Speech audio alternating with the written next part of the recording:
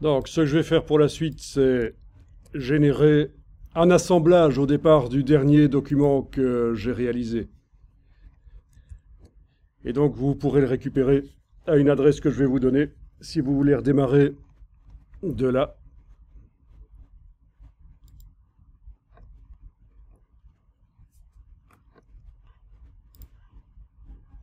Donc voilà, le document s'est ouvert.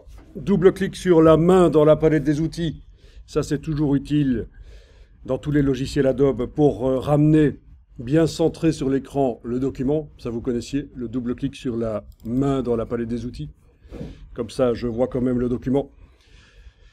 Ok, roulette de la souris, je peux passer en revue. Sinon, j'utilise la palette page et je double-clique sur les icônes dans la palette page pour passer d'une page à l'autre, bien sûr.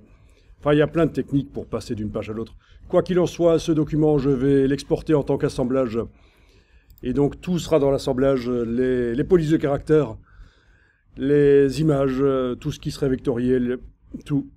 Y compris donc le document, bien sûr, InDesign et sa version pour être ouverte dans d'anciennes versions de InDesign, le IDML. InDesign Meta Language, pour ceux qui se poseraient la question de savoir ce que ça veut dire IDML. Donc, menu fichier, assemblage. Alors, donc je vais prendre toutes les options qui se proposent là.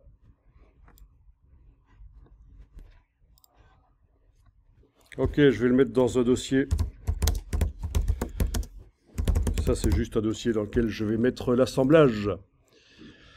Et donc l'assemblage va porter ce nom-là, et je vous le transférerai via serveur ou clé USB, puisque vous êtes là. Alors, petit message à propos de l'utilisation des polices de caractère qui vous dit que ce sont des logiciels sous copyright, les polices de caractère parfois. Donc, je vais cliquer sur OK.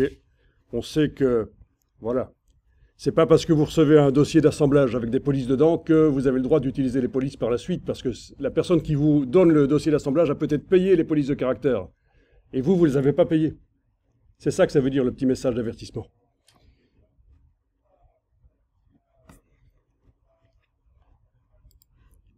Voilà.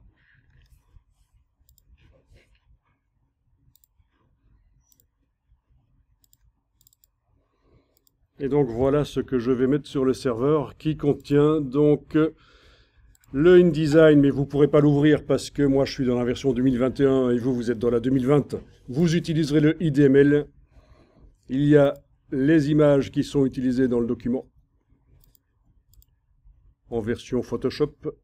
Tiens, il y en a encore une qui est en pixel, en JPEG, je veux dire, mais bon.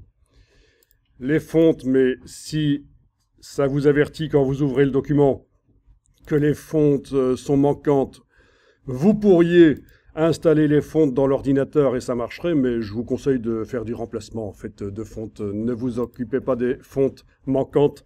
Ça va remplacer par des fontes qui ressemblent à celles-là et qui sont installées sur votre ordinateur.